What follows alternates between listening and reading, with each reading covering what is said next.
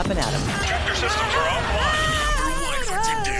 We are Beyond FM. Beyond FM. The future of broadcasting is here. Up+Adam with Adam Montiel.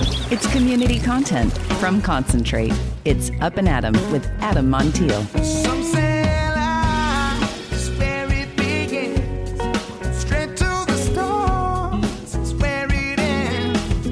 Yes, some say life is just where it begins. Straight to the stars is where it ends. Only to start again. Tuesday, here we go. Thank you so much for being Up+Adam. My name is Adam Montiel. All right, what do Star Trek, steamy scenes, and even stargazing in Paso all have in common? I will tell you, it is Casey Biggs. He's a Juilliard-trained actor. I think when you go to Juilliard, you're allowed to say actor. A fan favorite from Star Trek, Deep Space Nine. And yes, the man who once got his back waxed for a role on Shameless. But this weekend, he's headed back to Earth, back to Paso, for CASS After Dark. It's a night of music, wine, comfort, food, and magic under a new moon. I can't wait to tell you about this Saturday. It's going to be really, really cool. Local dude, we're going to talk life, love, Hollywood, and why Casey believes we should all be living like we've got just an inch left. It's a funny, raw convo. It's all coming up. I love Casey. He's a great guy. In addition to info to his event this Saturday, only on Up+Adam. Now, before that, we've told you, look, I know the January budget might be feeling a little tight, but your appetite still loves living large. So if that's you, listen up. San Luis Obispo bringing back Slow Restaurant Month. It is all month long in January. And it's basically the city saying, hey, go eat well and don't feel bad about it. All month long, more than 60 local restaurants, breweries, wineries, cafes are rolling out different deals. We're talking discounted dishes, happy hour steals, full-on pre-fee menus that actually pencil out. Like, this is incredible. Everything from free wine tasting at El Lugar Wines, three-course dinner at Feral Kitchen. I did a pre-fee at Buena Tavola. How about this three-course lineup at Luna Red? Or maybe breakfast for two, a deal at Luis's Place that feels like a small morning miracle. It's all for January and Slow Restaurant Month. Now, January is usually a slower month for restaurants, so this is the perfect excuse to show some love to those places that keep slow delicious year-round. And maybe finally try that spot you always talk about but never get to go to. And it works. During last year's Restaurant Month, local restaurants saw a 4% year-over-year bump in sales revenue. That's real impact, what it's doing. The city has teamed up again with Up+Adam, as that means I'll be working with you through special menus, interviews, getting you to know some of these folks, standout deals each week on the show. We'll be shining a light on the people and the plates that make this food scene special. So for a full list of who's in, what they're offering, go to visitslow.com, click Restaurant Month. We got links in the show notes too. Visitslow.com/Restaurant Month. Tip well, enjoy yourself, pace yourself, and maybe loosen that belt a notch. The January in Slow got a whole lot tastier. You can even win $250 towards your favorite place just by participating. In fact, we're going to get a winner right now. Yeah, we got John on the phone. John is our first $250 winner. We got him on hold. We're going to bring him up in a second. But what's so cool is the city is now, he gets to pick a restaurant, a participating spot, and the city is going to go buy a $250 gift card to that restaurant, even putting more money into our local mom and pop spot. So, John, man, thank you so much for being here, for being Up+Adam. How you doing? Hey, Adam. I'm doing pretty well. How's your day been? Good. I know that you won $250 for Restaurant Month. Yeah, That's man, pretty cool. lucked out. Yeah, I never win anything like that, so I'm pretty excited. That's awesome. Can I ask where you were dining when you zapped the QR code? Oh, favorite spot in town, Buena Tavola. Dude, I was there like 2-3 nights ago. What night were you there? Oh shoot, it was Monday of last week, so exactly, yeah, a week ago. Oh, okay, awesome. Dude, we were there. Like, I want to say Friday. Yeah, we were there Friday. But I got. Did you guys go for that 3-course? Oh my meal gosh! Thing? Yes, it was so right? killer. Oh. I'm literally going to do a little leftovers tonight because there was so much food. I had some to take home. Oh yeah, we did sandwiches with the steak. It was so good. Oh my gosh, yeah. Yeah, I'm already hungry. Yeah. I did it's funny because like me and my fiance, we just kind of almost just happenstance did the opposite. Like I did the caprese and the noodle, the pasta, and then the eggplant, and then she did the other one and went the steak route. So yeah, no, it was so good. I'm so happy that you won $250 and got it from there. Yeah, I'm excited to go back there too. I'll have to do a date night with my girlfriend there. Nice. And so that's where you chose to get your $250 for? Yeah, exactly. Just, loyalty. I could choose any place. Well, look, man, I think it's so awesome that you know, because the city is really trying to do its best to kind of help these restaurants out, during a slow month. And of course, you getting out there and getting some dinner. Look, it turned out to pay big for you, but thanks for supporting local. Thanks for being Up and Adam. And I really appreciate you and congrats, my man. Of course, thanks. And also, I love your show, dude. By the way, have you been to Shekamu Grill yet? No, I need to go there. I told myself I'm going to go there for this month. Definitely give it a visit. It totally blew us away. Like the quality, the bang for your buck there, fantastic. Okay, cool. I'm going to check it out this week. I love it. Where are some other places that you've gone or you plan to go over the course of January? I think we want to do the Kiko's place because we've been there before. The sashimi is amazing. I was just going to recommend that place, Kiko, the Peruvian restaurant. It's so good, so good. It is so good, and like it's just such a nice little ambiance. It's like casual. People there are super nice. Yeah, totally. So yeah, that one. Yeah, I'm addicted to those little like chicken popettes kind of things, and then they have these little like mini scallops that are served in the shell. They're like, kind of like they're a little hot. I don't know if they just kind of like get them just right, but oh my God, these little teeny, no, they're not scallops. Yeah, they are scallops. Yeah, they're incredible. They're incredible. Okay, I'll try those next time then. Yeah, for sure. Oh, good. Well, it was really nice meeting you, John. I hope you enjoy your $250 at Buona Tavola. I love that you're getting out there this January for Restaurant Month. So thanks for taking a moment and chat with me and for being Up and Adam, dude. Yeah, no problem, dude. I appreciate the call. It's Up and Adam with Adam Montiel. All right, isn't that cool? And we got more of those. We got more $250 winners all month long. All right. My guest today isn't just an incredible actor with a Juilliard background and a Star Trek legacy. He is a storyteller, a performer, a friend, and a man who knows how to live fully in the inch we've got left. You've seen him on everything from Star Trek, Shameless to Criminal Minds, Pelican Brief. I mean, come on, it's too long to even begin attacking. And if you've ever been to a Star Trek convention or a cruise, chances are you've seen him holding court there too. But this week, he's taken the stage a little closer to home, right here in Paso, as part of CASS After Dark, a beautiful new moon night of music, stargazing at CASS Winery, got the Cal Poly Astronomy Society there. This is gonna be good. This music's fantastic. But this conversation, even better. Let's welcome back Up and Adam, Casey Biggs. Thanks for being Up and Adam, my man. Oh, man, I have to do something of note every year so we can come and have a conversation. I know, it's so good. And you've done this really interesting thing. You and your lovely wife, Bridget, have done this thing where you are now living a little bit in Europe, a little bit back here. Exactly. Like, we're doing what they call the Schengen Shuffle. So if you don't have a visa to live there full time, you can only stay 90 days. And then you have to leave. And you can't go anyplace else in Europe. So you got to go someplace that's not. So we come home here. And then 90 days later, we'll go back there. Well, let me tell you, France just gave George Clooney citizenship, for crying out loud. I think Casey Biggs deserves citizenship wherever he and Bridget want. That's right. But it's sort of fun because you think about, and we're already booked, ready to go back in April and then in October. And the good thing is you look forward to coming and going all the time.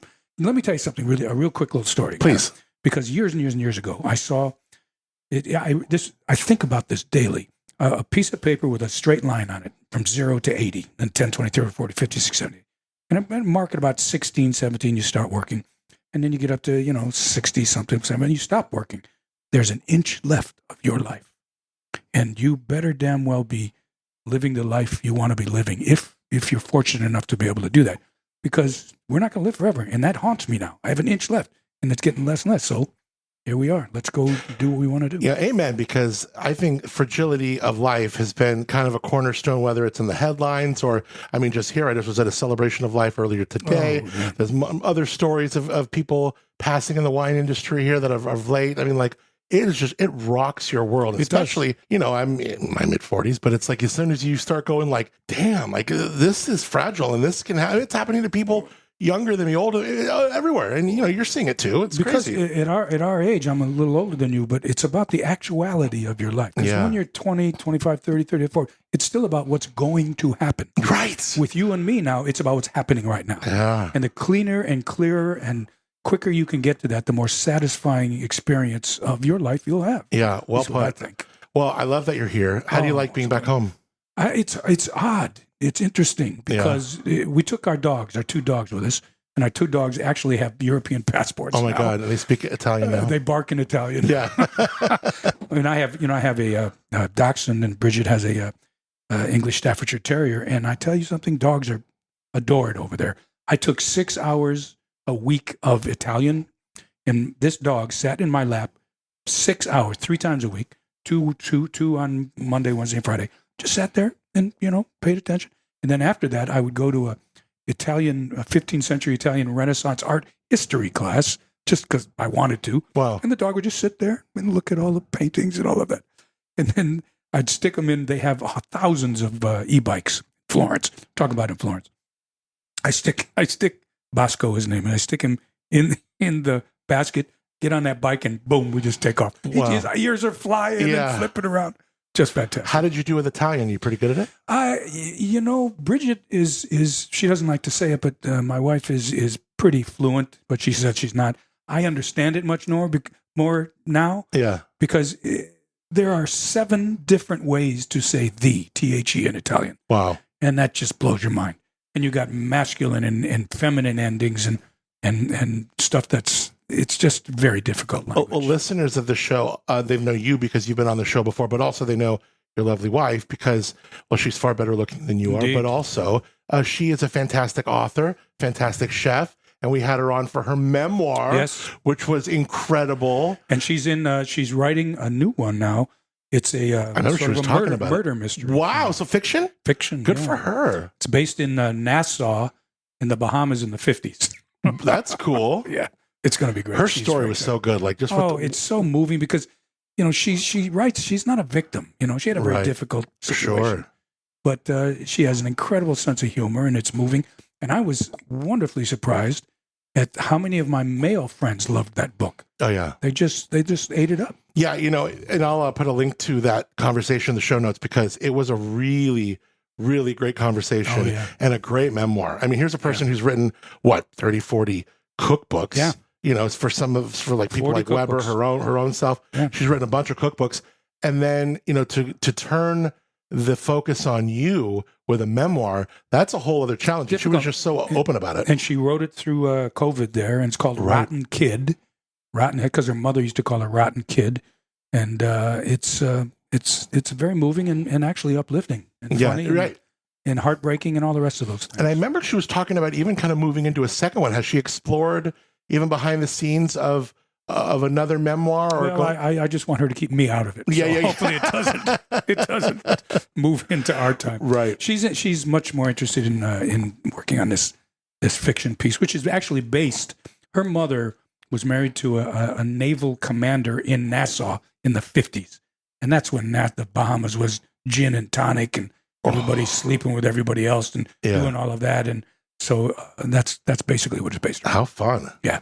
Is it, do you ever wonder, like, is there a character that's kind of like me that's going to end up in one of her books? I trust her too much Yeah. for that, I think. Well, we're going to talk in a second about what you got coming up here at CASS Winery, because this night is really, really cool. But I want to ask you some fun acting questions because we've talked about before, you know, your role in Star Trek, Deep Space Nine. The gift that keeps on giving. I imagine because, like, this is a group of fans that for decades and decades, people will go on cruises with you. They'll meet you for I've done conventions. 7 cruises with 3,000 Star Trek fans in the middle of the Caribbean. And it must mean you like it. I mean, or the pay is really good. The pay is really good, Okay. and it's work. It's not a vacation. Yeah. I mean, from 8 o'clock in the morning till 10 or 11 at night, you're doing stuff. Yeah. And on a boat, you can't get away from people. No. And I sort of bribe Bridget to come with me once in a while.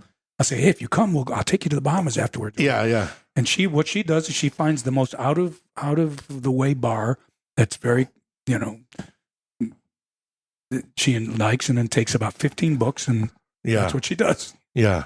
And I go do my thing, and then we go have dinner. And then tell me what these responsibilities look like. You're doing a convention in Vegas. Like they must get your room, and then you got to be somewhere at a certain time. You sit behind You have a schedule. I mean, that is to the minute. Yeah. And this one coming up, there's always the one in Las Vegas is always the beginning of August, and they've talked me into doing a big Broadway night with the Nevada Symphony Orchestra. And remind someone, before we get into that, remind someone your character, because the Kardashian, am I saying that right? Yeah, Kardashian, not Kardashian. Right, of course. As I always say, my ass isn't big enough to be a Kardashian. Yeah. Pardon my French. But it's, I was the leader of the Kardashian Empire. And this was in Deep Space Nine, and it was I was on for 5 years. And you're a really handsome dude. You're a Juilliard. You taught there. I mean, and you would have to endure this, not a mask, but it was like a makeup setup. 3 hours at 4 o'clock. Wow. Because if you just Google Casey Biggs Deep Space Nine, you will see the photographs. You'll see what you had to wear. And nine pieces on my face. Really? It was really artistic. I mean, I wouldn't really want to do it again. Was there any like weird shit where like it'd fall off of you? No. Each one of us had our own specific makeup artist. Yeah. And before each shot and after each shot and during each shot, they're there working on it. Back in the day, is the pay for that incredible, or is it like you're an actor, you just want to get, but like, was it like pretty sweet? What was it? It was better than it is now. It was better than it is now. I made more money 20 years ago than I make now. Yeah. I mean, I wouldn't walk on a set for the kind of money that I'm walking on a set now. Sure, right. Because you know why? Because if I won't do it, then you'll do it. You won't do it, then he'll do it. Exactly. He won't do it, then the other guy will do it. Yeah. And it's not great because it's also what's interesting about, if this is interesting to anybody, that if you're a producer and I'm a writer, you tell me you've got your main characters in television. You got your 5, 6, 7 people. And then you got all the guest stars. Well, you, the producer, tell me, the writer, you write it so they can be shot out in one day. So if they can shoot you out in one day, they don't have to pay you as much. Oh, if they shoot you out in 2 or 3 days, they have to pay you the full, whatever the full top of the show is. Right. So they don't. They shoot you out in one day. I just did 2 big TV shows in August before we went to Italy, and that was the thing. One day, boom. One day, boom. I can't wait to talk about those because one of them is a big show that I watched. But when you were on Star Trek for 5 years, was it like year 2? Oh my God, I'm done. I'm cut. I'm shocked. No, I tell you, I could have been killed off so many times. Wow. Because as I started, I was like I was Gul Dukat, the other big Cardassian guy. I was sort of his lieutenant. Yeah. And I was his gopher and all that. But then they liked me so much, and they liked what I was doing. The writing kept getting bigger and bigger and bigger and more and more and more till I ended up the leader of the Empire. Wow. And I got killed the last 5 minutes, the last episode of the last season. of Deep Space Nine? Deep Space Nine. Oh, so you were all the way through Deep Space Nine? Yeah. And tell me about Star Trek, because I never got into it too much. I was a little bit too young for it. I was even a little too young to really care about Star Wars either. I mean, a little bit. I respect the, what it does for this culture. But look, but tell me about this, because Star Trek had many iterations, like chapters in a way. By the way, there's a new one coming out in a couple of weeks. Wow. Which is about the school that they all go to.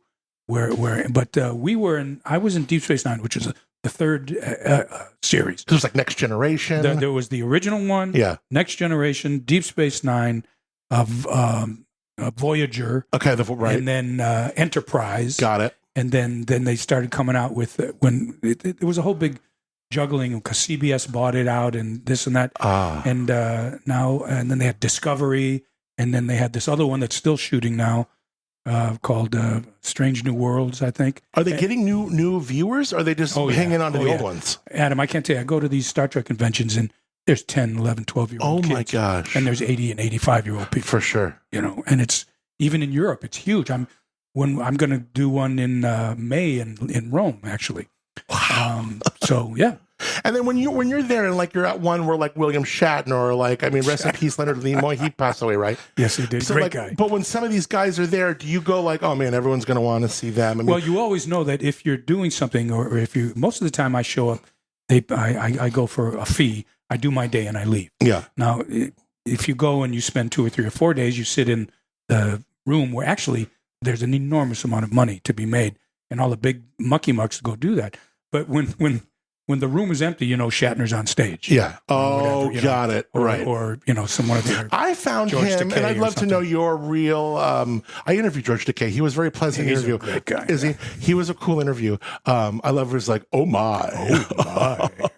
And then hearing him on Howard Stern is just a gem because he's Well, talking you know about that's where that Brad. started. That oh my started. Right, yeah. on And that's why Howard when Stern. I talked to him, I said, I need you to say like, I'm up and at him in the morning. Oh my, you know.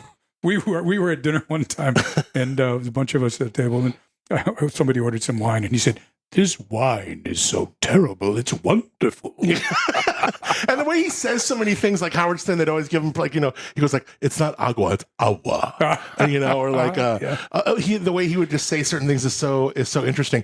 But like I remember interviewing William Shatner and then finally meeting him when he was at the PAC, and I was a little bit. And look, dudes, I get it, but he was a little bit underwhelming. Like he didn't even look in the eye. He takes his picture. Like it was Adam, kind of just clockwork for him. The thing about it is, and you go to these things, and it costs you so much money to go. Yeah, And my friends and the people that I'm on the show with, we sort of honor these people who come there. Yeah. You come up and you want a picture from me, or you're paying money. Where are you from? Tell them, oh, did you make those ears yourself? Yeah. That kind of thing. Yeah. And Bill just, sign, go.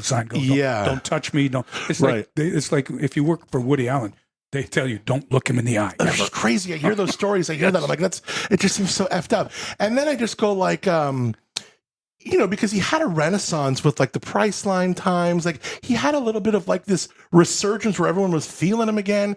And like he could have really endeared himself to people. And I think people started really liking him. But then I think there's, when you're that public and you're out there so much and you're not very kind, I just think people just get it. I'll give you a little bit of gossip, which I shouldn't. It's not gossip, whatever. I mean, he does a big charity thing in L.A. for something horses or something. Yeah.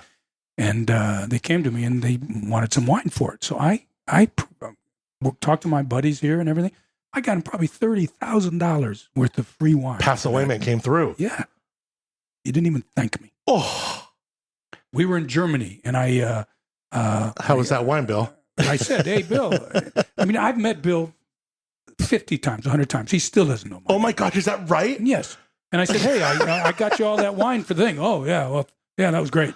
That was it. Yeah. And I thought in my head, ain't going to happen again. Yeah, I almost wonder there must be some sort of like personality disorder or some sort of just flaw where we're just like, you know what, I'm not even going to try. I'm not even going to invest. It's not even worth it. Like it's kind of his loss, Yeah. But because, like you're such a real like, you have high emotional intelligence. You're a real feeling dude. Empathetic and personal. And people, you care about how people spend their time. Yeah. And, the thing I like with probably Shatner, and a lot of other people I've met too, is that, they have spent their lives being catered to. Sure. Every single thing.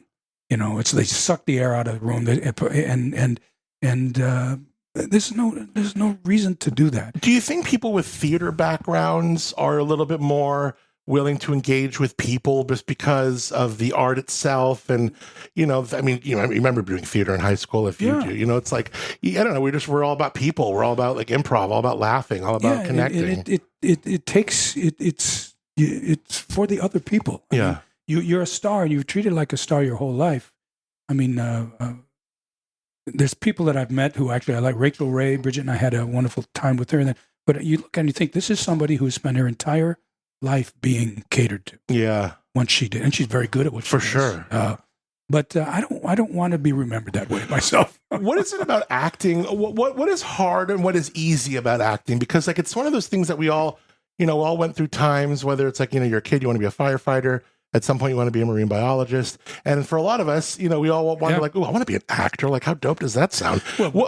Acting, I remember when I did it, like I would watch myself and I'm like, I don't think I'm that good at it. But I felt like I would be good at it because I'm good at things like that. But I mean, like, you can become someone else. Yeah. And the thing that a lot of people don't realize, I think, is that, you got all these NBA basketball players. Oh, I'm going to go do a movie. It's like me saying, oh, I'm going to go be an NBA star. Yeah. They're not really conscious of the fact that how much craft goes into what you do and what I do, and how much training. Like, I taught at the master's program in New York City for 10 years. Yeah. And I pounded into the head of these people that, your life is never going to be what you expect it to be. Yes. And I can give you craft. You either have talent or you don't. Mm-hmm. I can teach you how to be, relaxation, concentration, imagination, all that kind of stuff. And then, your body can be trained, your voice can be trained, all the rest of that. Particularly if you're training in classical work, which is what I did. Yeah. And it's I tell people today, which is, I am so glad I am not coming out of the gate right now. Sure. Because there was so much work when I got out of school. Yeah. And I went to school with Robin Williams and Chris Reeve and Kelsey Grammer, all these great people. And, they all had these terrific careers. And sadly, Chris and Robin are gone, but I felt a huge responsibility to these students, master students, who are paying an enormous amount of money to help teach them how to live their life as an artist. Because I know if you get out of that and you're going to make some money, you maybe will make $250 a week. I mean, it's at the time, it's ridiculous, right? And so it's like I say, your life is a work of art. How you make your bed, how you embrace your loved ones, how you enjoy your meal, how you cook your meal, whatever. Treat it as a work of art, as an artist, and then you'll have a much more fulfilling. As you life. grew into your craft, like doing a lot of what like Robin Williams did, and you mentioned him, so I'm just so curious because a lot of people look at his story and are just so bewildered at someone so bright and so funny, and even like you'd see him on a late night show, almost like obnoxious, like he was so happy and just didn't give a, but then to be so dark inside. Is there part of the craft or the career where you can almost kind of see where he was coming from? Well, there's Robin, particularly with comedians, I think you're either on or you're not on. Yeah. I mean, Robin was not like that at school at all. Mm. He had an incredible wit and incredible intelligence. And I always say to Mork and Mindy, and I say one of the interesting things about Mork and Mindy, all of the tension that Robin carried as an individual worked perfectly for that part. So when I came in and I watched, the Dead Poets Society. Sure. I thought, now he's learned how to do this now. I mean, because, when you're in the theater, we did Midsummer Night's Dream together. We did Tennessee Williams. We did all this kind of stuff. And then I actually, a funny story is, and I'm going to claim it, is that we were rehearsing a show in school, and this Christmas break came, and everybody left. And we were working on a Tennessee Williams play. He never came back. And for whatever reasons, he never came back. And then he called me the next year, and he said, well, they say I can come back to school but I'd have to go in the year below you guys. I said, wow, really? He said, what are you doing now? He said, well, I'm starting to do some stand-up. He said, do you like it? Are you good at it? He said, yeah. I said, don't come back to school. So I owned Robin's oh my gosh, career. That's great.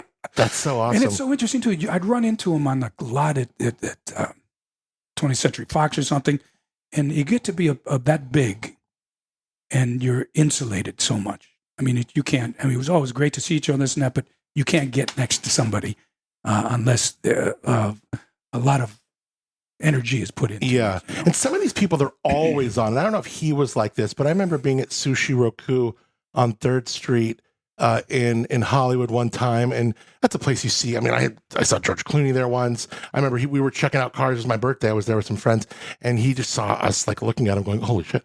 And he like introduced himself to me, like, "Hey, I'm George. This is the sweetest guy." Out there having cigarettes with like Jeff Probst from Survivor, or like. But one time we're there and we saw Drew Barrymore and Tom Green. And this is when they were really hot and heavy. They're leaning across the table, hands enveloped.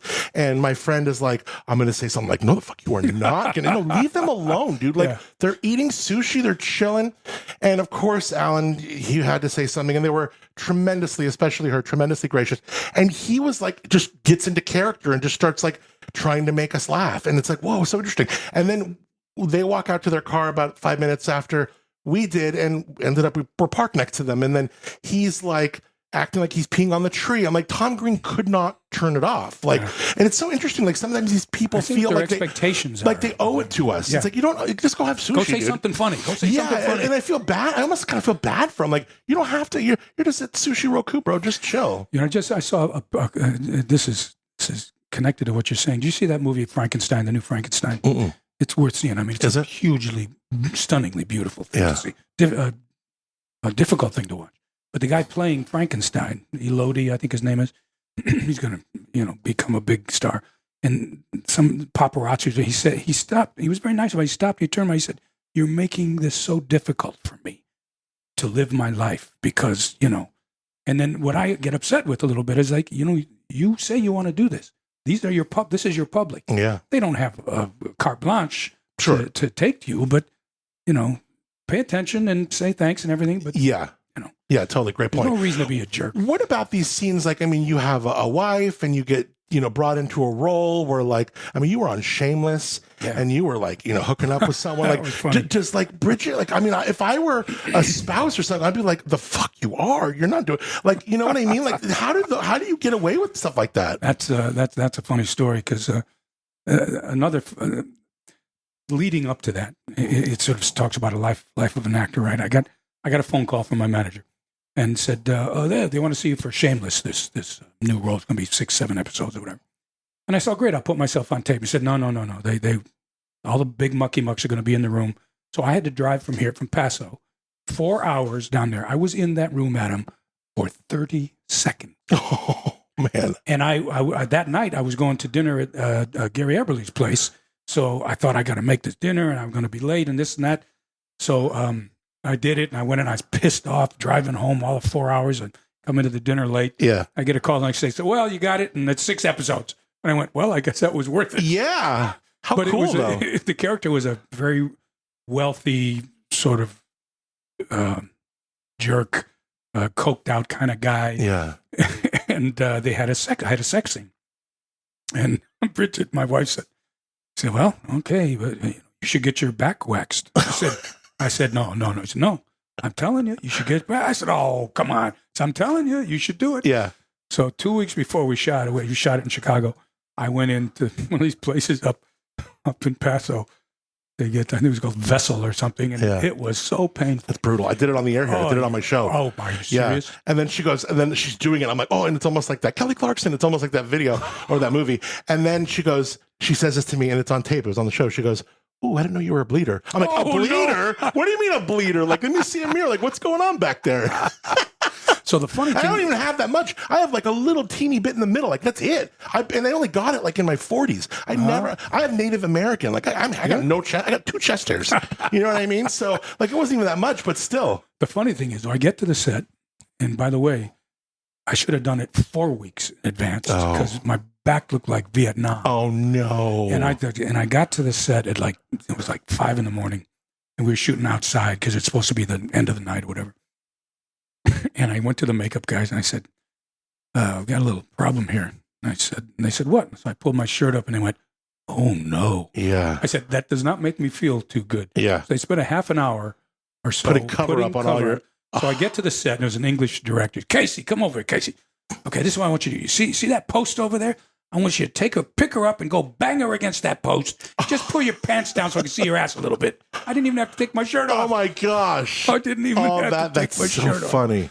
Boy, it was funny. So you just shot Criminal Minds. Yeah, 18 seasons that's been on. I know. We're a fan of that show. And you know what? I've never seen it, ever. Oh, it's good.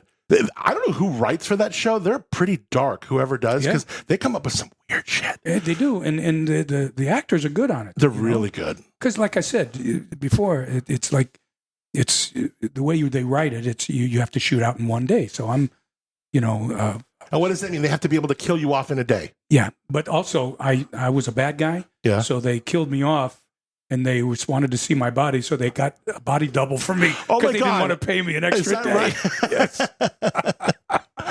No way. So Yeah. what kind of, when is this going to be on? Is this I gonna, don't even remember. you don't the even name know. of it. Yeah. But when did you shoot it?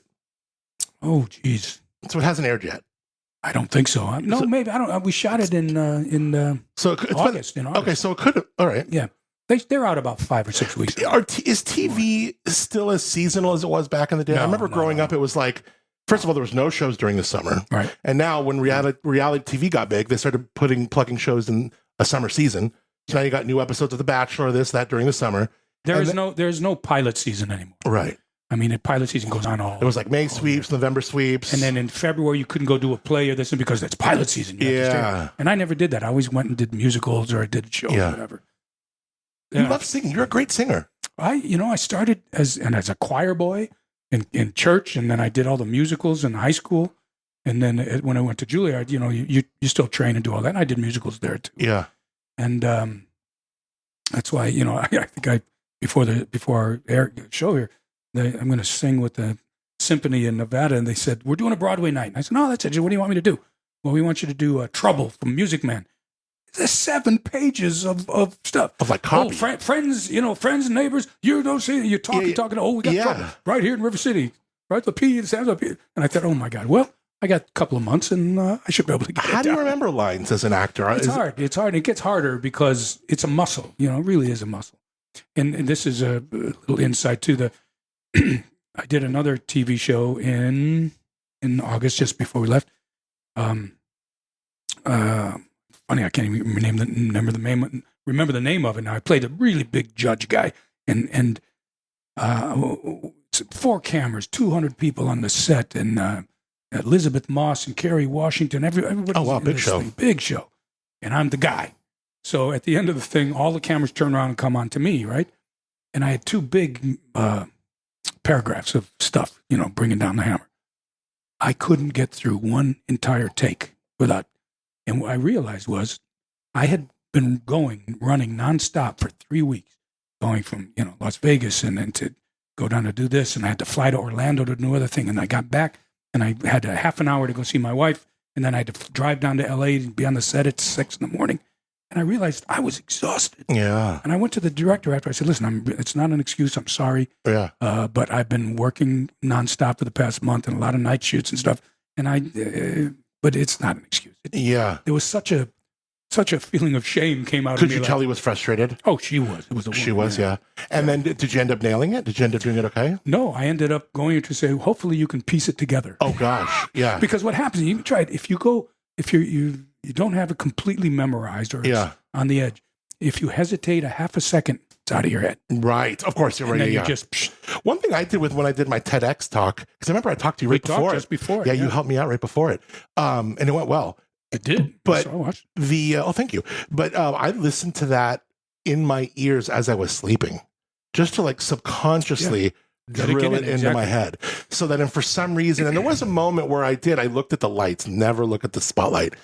My eyes, my pupils fixated on the light. It was this bright ass sun.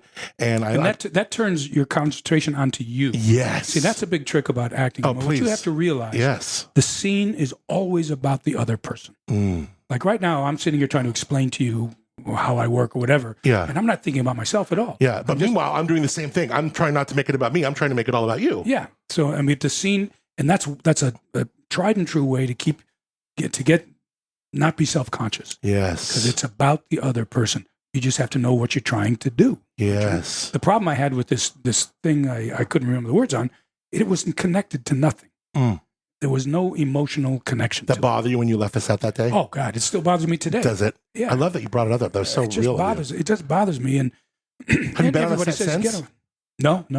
So when you get on the set next, it'll feel like you can like wipe that away. It'll feel good. It will. I mean, because the other one I did just before that, the Criminal Minds, nailed that. It was Yeah. just Do you think like, does your manager, like agent, worry like, oh, he bumbled this part, he's not going to get asked? no. I had dinner with him in Los Angeles last week, and he said, nobody called me about it, so great. it must have been great. Okay, good. Yeah, there you go. Let's talk about what you're doing, because we talked about how you are, talented singer, and whether it's like the Enterprise Blues Band or the band that you did up here in Paso, you were going to Paso Wyman Band. Yeah, Paso Wyman Band. You're going to be getting together coming up on Saturday at CASS Winery. CASS Winery, the 17th. Yeah. And this sounds like so much fun, because you have the Astronomy Society from Cal Poly. We're going to be under the stars. We're going to be listening to live music. Let's talk about this night, because this sounds like just an absolute blast. Well, it's so unique, I think. And the people, the crew out there at CASS, they're really come up second to none. with fabulous things. Yeah. And Steve Cass is a good buddy of mine, and he called me Great guy. months ago, and he said, "Hey, do you like Arlo Guthrie?" I said, "Yeah." And he said, "You like that song Deportees they do?" I said, "Yeah." He said, "Why don't you come up with a show based around that kind of thing?" Oh, wow. So I said, "Let me think about it for a minute," and then I called my buddies in L.A. who have a fantastic band called the New Folk Ensemble, Susie Glaze and New Folk Ensemble, because that's right up there, bailiwick there. And I went down and rehearsed with them last week. Excuse me. We put a great set together, and it's we're calling it Americana music. John Prine and Arlo Guthrie, Woody Guthrie, Joni Mitchell, Bob Dylan, the Beatles even. And we're going to do a set that starts, I think, around 5:15. I think the doors open at 5:15. We're going to play for about an hour and 20 minutes, hour and a half. And then everybody there will sort of go out, because the astronomers from Cal Poly are bringing all their telescopes out there. So cool. So you're going to be able to go out and which is an extraordinary experience to begin with. And the food's going to be great. They're doing, chili and corn chowder. Oh my God, that sounds so good. S'mores. Yeah, and so it's a very unique thing. Whole family, hot chocolate, hot cider, very fire kid pits. friendly, very kid friendly. Yeah, bring the kid. This sounds like a lot of fun. It's this Saturday, January 17th at CASS. Tickets reasonably priced. Yes, and just to this sounds like a fun night. Bundle up, and because we're gonna the concert will be inside. Oh, okay, and then be eating. And it's up at their hospitality center. It's up at that beautiful new place. Gorgeous there, and they'll have wine. Beautiful wine, and I think hot chocolate and all that stuff is on the house. You can buy wine and all the rest of that, and hear this terrific show, performance, and then go and feel, hopefully the thing that I just read something. I was going to their wine is so good too. Oh my god, their wine is awesome. I was at that celebration of life while you're looking for that, and I saw they had that. Somebody brought, it was a bottle share, and somebody brought that Rockin' One, that white blend that they do. I think I probably drank half that bottle. It was so good. Very good, and they're such a great winemaker. Anyway, something popped up to me. Joseph Campbell, who was a philosopher and who I really like, and he has quoted here saying, "Music has an awakening function. Life is rhythm. Art is an organization of rhythms. The rhythm of the music awakens certain life rhythms, ways of living and experiencing life." And that's what I think about music. Mm-hmm. I mean, why do people like to listen? My wife can't cook, can't do anything without having some kind of music on. Yeah. And it does something to you. And when I was down working with these guys, rehearsing with them, and I said, I was a little depressed about something, and everything lifts off you. Yeah. Particularly when you hear those great harmonies and having a great sound system. So it's all going to be very... Yeah, I imagine making music is really freeing too. I mean, the only time I ever make music is if I'm doing karaoke after a few drinks, but and that even feels good. Yeah. But just since I don't make music like you, but I love, putting on a certain song or certain thing.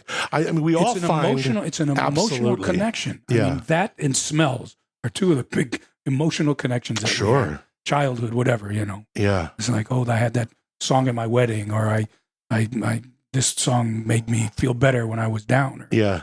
So, well, they're calling this evening CASS After Dark, and it's at CASS Winery. And if you've not been out there, it's just a beautiful, beautiful spot. Their wines are bomb. If you ever get out there to do their food, the food's awesome. And they have so many other ways that I love places like CASS, because they really are into sharing the property with you, whether it's Brian and Central Coast Trail Rides, or they're doing third wheel tours, or they're doing archery, or the e-bikes are going through. And it's still a family owned business. Yeah, of course. That's what's great about it. And I talked to Steve the other day. I said, "So how long are you going to do this for?" And he said, "Well, I think it's going to be a generational thing." Oh, there you go. Because Brian, his son, is there, hugely involved in it. His daughter's working up in Napa and in the wine industry up there. And Ted's going to live forever. He's never going anywhere. I just saw this thing where there was Willie Nelson and what's the name? Rolling Stones. Oh, Mick Jagger. No, the other one. Oh, Keith Richards. Keith Richards are building the pyramids. Oh, I love it. And Ted will be right there with him at some point. I always said Ted Plemons, who's the other owner of CASS, that he is who's the Aerosmith guy? Tyler. Steven Tyler and Richard Branson. Yeah. Had a baby. Yeah. And it was you like put Ted them in a Plemons. blender and mix them up. Yeah, exactly. There you go. Right. They spent 7 minutes in the closet. Yeah. I love it. So CASS After Dark is happening this Saturday, January 17th. From 5 to 8.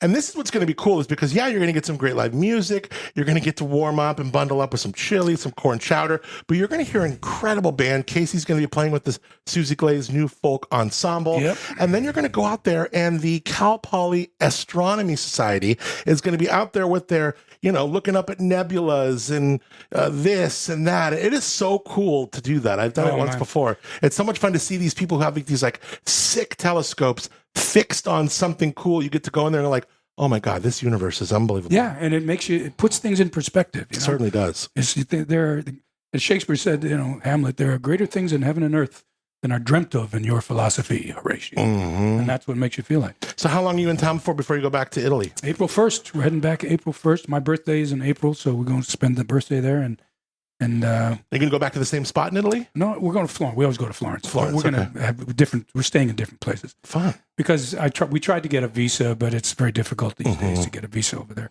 What would you need to do? Get an acting gig or No, the visa that we're trying to get is called an elective residency visa, and you cannot work in Italy or anywhere else. It's basically a retirement. Sure. And one of the reasons they didn't want to give it to us because I still get W-2s from all the work I've done my whole life. Like royalties and stuff. Yeah, residuals. Residuals. Right, exactly. That's the best word in acting. And also the Star Trek stuff is, like I said, it's the gift that keeps on giving. Yeah. And don't really want to get that. But this may be the better way to go because then you have the best of all worlds. Is it even conceivable that any of these new iterations of Star Trek would bring back Cardassian? Yeah, because also the new ones that's coming up, Bob Picardo, he was on Voyager. He was the doctor who was a hologram. Yeah. He's on that show. Wow. And then when they did Picard, they brought all those other guys back from that show. I mean, they're all looking a little low. But, you look great. I would look like my character's grandfather, though. No, sometimes they offered me an enormous amount of money once to get into makeup and have pictures taken. Yeah, and I never ever wanted to do that. Really? Because I just felt like it's too. But they made me an offer I couldn't refuse. Sure. The problem is that the makeup artist wasn't as good as the one that I had. So I looked at a photograph and I thought, oh my God, I look like my character's grandfather. Oh my gosh. That's insane. I love that story. Well, this has been so much fun. I just always love your company. Oh man, it's like I said, once a year I gotta do something that leads me up to chat with you. So good. And also just to get those tickets, you go on the CASS Winery website and events. I'm going to put a link to the show notes. You'll put a link. Yeah. So you just go to the show notes. Come and see it because it's going to be great. And it's also going to be intimate because we don't really, I want like 100 people or something. I don't want 300 people. I want people to be there and experience the music and enjoy it and all of that. So it's going to be fun. Come and do it. Yeah, go to the show notes and get a link to this. Fun for the whole family. Get out there and gaze up at the stars, the Susie Glaze New Folk Ensemble with Casey Biggs. And it's going to be kind of like, Americana, bluegrass, that country feel. These guys are awesome, too. I was just listening. I haven't done a show like this before. I did the jazz stuff. I did the blues thing. And this is like little Rat Pack stuff you've done. Rat Pack stuff. And then this is more folky stuff. And it's where I started when I was, when I first started learning harmonies to play guitar. And guitars. Harmonies, Crosby, Stills, and Nash, all that stuff. Like, what does Steve Martin play? What is banjo? Maybe a little of those in there. Well, no, we've got the band consists of I play guitar and Susie plays guitar sometimes. Susie Glaze. Yeah. Her husband Steve Rankin is an incredible mandolin player and guitar player and bass player. And then we have a stand-up bass and we have a violin. The violinist actually used to be. He worked at JPL for most of his life. He just retired. Incredible. That's so cool. Fiddle player. I love when talented brains can also play music. Yeah. So neat. Well, we got links to the show notes. CASS After Dark, the one and only Casey Biggs. What a pleasure. Appreciate you, man. Thank you for being Up and Adam. Cheers, bro. Some say life's where it begins. Straight to the stars is where it there he is, Casey Biggs, a man who can command a starship, command a stage, and still find time to bring it in to Paso for some wine and bluegrass and make that look cool too. If you want to catch him live performing, don't miss CASS After Dark this Saturday, January 17th, CASS Winery, Paso, CASSWines.com, music, stargazing with the Cal Poly astronomy folks, fire pit, soup, cider, wine. Yes, a little bit of that folk soul magic from Casey and the Susie Glaze New Folk Ensemble. Tickets and details, CASSWines.com, or you can go directly to the ticket page. I got links to everything you need right in the show notes. All right, good times today. Week, gorgeous. Kind of atypical warm temperatures. Some folks hitting close to 80 this week. It's just been absolutely beautiful. This is why we live here, for sure. I want to thank our friends at Moonshiner Collective for being original music on the show called Start Again. Also, to our friends at Tamber Winery for giving us the Tamber Lobro Studios. You can taste their wines in the village of Arroyo Grande. TIMBRE, tamberwinery.com for more. Thanks to you also for rating, reviewing, subscribing to the show wherever you listen to it, telling a friend about it, letting others become part of the community. It means a ton. So thank you. Till tomorrow, I'm Adam Montiel.